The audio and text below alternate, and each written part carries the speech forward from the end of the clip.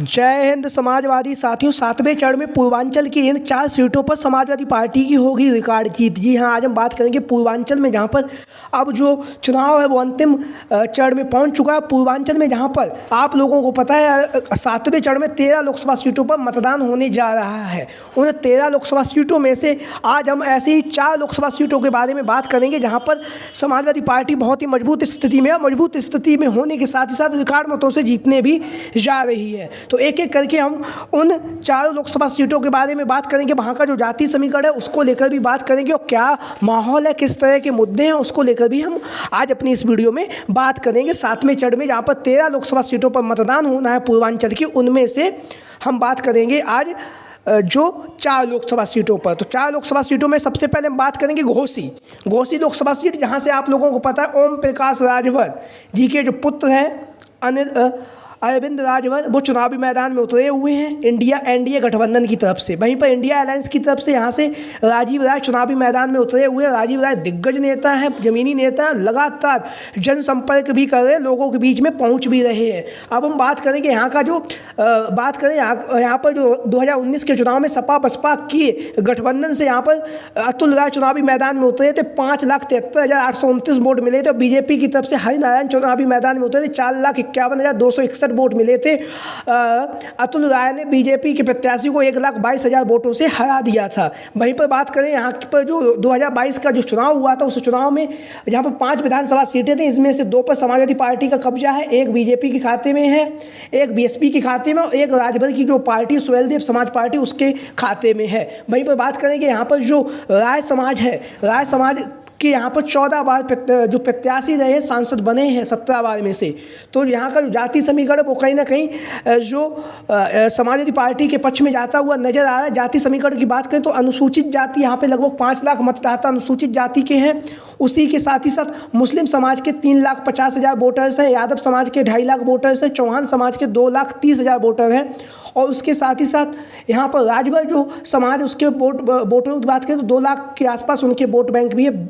वैश्य मौर्य राजपूत की बात करें तो 1-1 लाख वोट यहाँ पर है। ब्राह्मण निषाद भूमियार की बात करें तो ये भी यहाँ पर 1-1 लाख वोटों की संख्या में है। तो यहाँ पर पिछड़ा बाहुल ये सीट है। पिछड़ा बाहुल होने के साथ ही साथ यहाँ पर जो अखिलेश यादव जी ने जो पीडीए का नारा दिया है उसका प्रभाव भी जिस तरह से सभी लोकसभा चुनाव में जनता पर पड़ा है, तो यहाँ पर भी पड़ता हुआ दिखाई दे रहा है घोसी की लोकसभा सीट से, जैसा कि आप लोग इन तस्वीरों के माध्यम से देख भी रहे हैं। वहीं पर लगातार शिवपाल सिंह यादव जी और समाजवादी पार्टी के वरिष्ठ नेता, दिग्गज नेता लगातार घोसी में अपना जमावड़ा लगाए हुए हैं और लगातार समाजवादी पार्टी इंडिया अलायंस के जो प्रत्याशी हैं राजीव राय जी, उनके लिए चुनाव प्रचार कर रहे हैं। लगातार जनता के बीच में पहुंचकर जनसंपर्क के माध्यम से शिवपाल सिंह यादव जी जो राजीव राय जी हैं उनके लिए चुनाव प्रचार कर रहे हैं और लगातार जनता से आगामी 1 जून को साइकिल का बटन दबाने की बातें कह रहे हैं, जनता से वोट देने की भी अपील कर रहे हैं। हम बात करेंगे अब बलिया लोकसभा सीट से। बलिया की लोकसभा सीट, जैसा कि आप लोग देख रहे हैं, सनातन पांडे चुनावी मैदान में उतरे हुए हैं, दिग्गज नेता हैं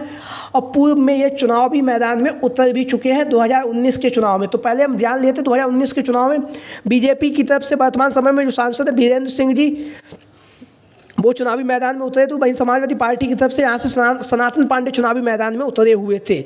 वीरेंद्र सिंह को 4,69,114 वोट मिले थे। वहीं पर समाजवादी पार्टी के सनातन पांडे को 4,53,595 वोट मिले थे। यहाँ पर माना जा रहा है जो सनातन पांडे जी हैं उन्हें हरवा दिया गया था, चुनाव वो हारे नहीं थे, इस तरह की खबरें भी सामने आई। हालांकि 15 से 20,000 वोटों से जो सनातन पांडे हैं वो 2019 के चुनाव में चुनावी मैदान में हार गए थे बलिया की लोकसभा सीट पे। लेकिन इस बार पुनः अखिलेश यादव जी ने सनातन पांडे पर भरोसा जताया। भरोसा जताने के साथ साथ लगातार सनातन पांडे जनसंपर्क कर रहे हैं, जनसंपर्क के माध्यम से लोगों से मिल रहे हैं, लगातार इंडिया अलायंस को मजबूती प्रदान कर रहे हैं, लगातार जनसंपर्क के माध्यम से इंडिया गठबंधन को वोट देने की भी अपील कर रहे हैं सनातन पांडे जी। हम बात करें यहाँ पर 2022 का विधानसभा जो चुनाव हुआ तो उसमें से 5 विधानसभा सीटें हैं। उनमें से 3 पर समाजवादी पार्टी का कब्जा है, एक जो सीट है वो बीजेपी के खाते में, वहीं पर एक जो सीट है वो ओम प्रकाश राजभर की जो पार्टी है सुहेलदेव समाज पार्टी उसके खाते में यहाँ पर गई है। अगर हम बात करें यहाँ का जाति समीकरण की, तो जाति समीकरण को साधने के लिए अखिलेश यादव जी ने यहाँ से सनातन पांडे को चुनावी मैदान में उतारा, क्योंकि सनातन पांडे जी ब्राह्मण चेहरा है। ब्राह्मणों की जो वोट बैंक है यहाँ पे 3 3 लाख के आसपास ब्राह्मण मतदाता हैं। वहीं पर हम बात करेंगे यादव मतदाता, राजपूत मतदाता, दलित मतदाताओं को लेकर 2.5 लाख यादव वोट बैंक है, 2.5 लाख राजपूत वोट बैंक है और 2.5 लाख दलित समाज का यहाँ पर वोट बैंक है बलिया की लोकसभा सीट पर। वहीं पर बात करेंगे यहाँ पर 1 लाख जो वोटरों की संख्या वो मुस्लिम समाज के वोटर हैं 1 लाख। अगर इस तरह से जाति समीकरण का प्रभाव जिस तरह से हर एक लोकसभा सीट पर पड़ा है, अखिलेश यादव जी का जो नारा है पीडीए का, उस नारे का भी असर हमें कहीं ना कहीं इस बार के चुनाव में दिख रहा है। वहीं पर जिस तरह से संविधान को लेकर जिस तरह से भारतीय जनता पार्टी के नेता और प्रत्याशी लोकसभा सांसद जिस तरह से बयानबाजी दे रहे हैं, उसका प्रभाव भी पिछड़ा दलित अल्पसंख्यक समाज समझ रहा है। और उसके साथ ही साथ लगातार संविधान की रक्षा करने के लिए, संविधान को बचाने के लिए अखिलेश यादव जी इंडिया अलायंस लगातार जनता से वोट देने की भी अपील कर रहे हैं। तो बलिया की लोकसभा सीट से इस बार सनातन पांडे जी मजबूत स्थिति में नजर आ रहे हैं। अब हम बात करेंगे गाजीपुर लोकसभा सीट को लेकर। गाजीपुर लोकसभा सीट, जैसा कि आप लोगों को पता है, अफजल अंसारी चुनावी मैदान में उतरे हुए दिग्गज नेता हैं। 2019 के चुनाव में अफजल अंसारी जी सपा बसपा के गठबंधन से यहाँ चुनावी मैदान में उतरे हुए थे। उसके साथ ही साथ यहाँ पर बीजेपी की तरफ से पारसनाथ राय वर्तमान समय में लोकसभा के प्रत्याशी, और वही वर्तमान समय पर अफजल अंसारी जी चुनावी मैदान में उतरे हुए हैं। 2019 के चुनाव में यहाँ से मनोज सिन्हा बीजेपी के प्रत्याशी थे और सपा बसपा के गठबंधन से अफजल अंसारी जी यहाँ चुनावी मैदान में उतरे हुए थे। वहीं पर बात करेंगे यहाँ पर लगभग अफजल अंसारी जी 1 लाख से ज़्यादा वोटों से यहाँ से जीत कर सदन में पहुँचे थे। अब हम यहाँ की बात करें 2022 के चुनाव में यहाँ पर 5 विधानसभा सीटें हैं। उन 5 विधानसभा सीटों में से 4 विधानसभा सीटों पर समाजवादी पार्टी का कब्जा और एक जो सीट है उस पर भारतीय जनता पार्टी का कब्जा रहा है। तो 2022 के चुनाव में भी समाजवादी पार्टी की स्थिति यहाँ पर मजबूत थी। वहीं पर यहाँ का जो जाति समीकरण की बात करें तो जाति समीकरण यहाँ पर यादव अधिक बाहुल्य में यादव, दलित और मुस्लिम भी अच्छी खासी संख्या में, लेकिन यादव बाहुल्य ये सीट है, उसके साथ साथ दलित और मुसलमान भी यहाँ पर अच्छी खासी तादाद में है। अगर यादव, दलित और मुसलमान तीनों को मिला दें तो यहाँ का जो वोट बैंक है उसका आधा वोट बैंक हो जाता है।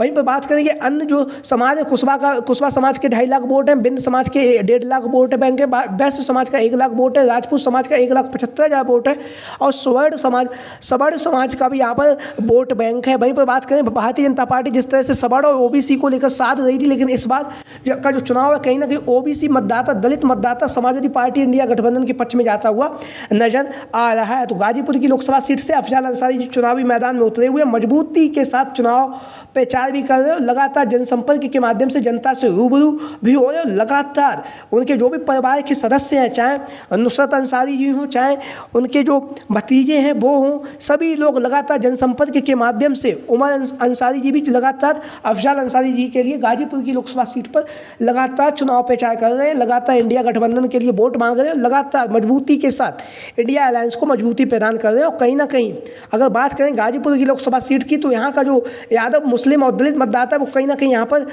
बड़ी तादाद में है। तो वो जो वोट बैंक है कहीं ना कहीं समाजवादी पार्टी के पक्ष में जाता हुआ भी नजर आ रहा है। जिस तरह से अखिलेश यादव जी के द्वारा जाति समीकरण को साधने के लिए प्रत्याशियों का ऐलान किया गया है, उसका प्रभाव भी दिख रहा है। गाजीपुर की लोकसभा सीट से अफजल अंसारी जी चुनावी मैदान में जीतते हुए नजर आ रहे हैं।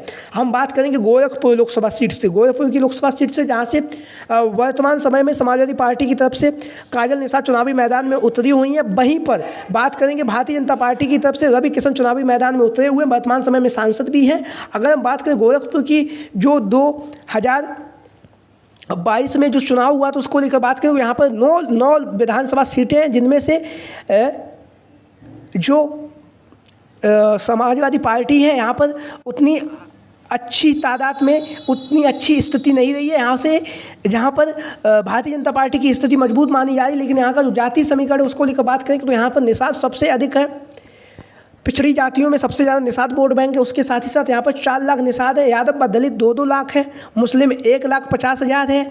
उसके साथ ही साथ हम बात करेंगे 3 लाख यहाँ पर ब्राह्मण व ठाकुर वोट बैंक है, भूमिया व वैश्य भी लगभग यहाँ पर 1.5 लाख वोट बैंक है। तो जाति समीकरण को साधने के लिए जिस तरह से अखिलेश यादव जी ने निषाद समाज से काजल निषाद को चुनावी मैदान में उतारा, उसका कहीं ना कहीं अखिलेश यादव जी को फायदा होता हुआ भी दिखाई दे रहा है। और जिस तरह से जनता में, जिस तरह से जो वर्तमान समय में जो सांसद हैं उनके प्रति जो रोष दिखाई दे रहा है, उसका भी कहीं ना कहीं फायदा इंडिया अलायंस को होता हुआ नजर आ रहा है। तो गोरखपुर की लोकसभा सीट से यहाँ से समाजवादी पार्टी वर्तमान समय में मजबूत स्थिति में नजर आ रही है। तो आप लोगों की क्या राय है इन 4 लोकसभा सीटों को लेकर जो भी आप लोगों के विचार हो सभी साथी कमेंट बॉक्स के माध्यम से अपनी राय दे सकते हैं।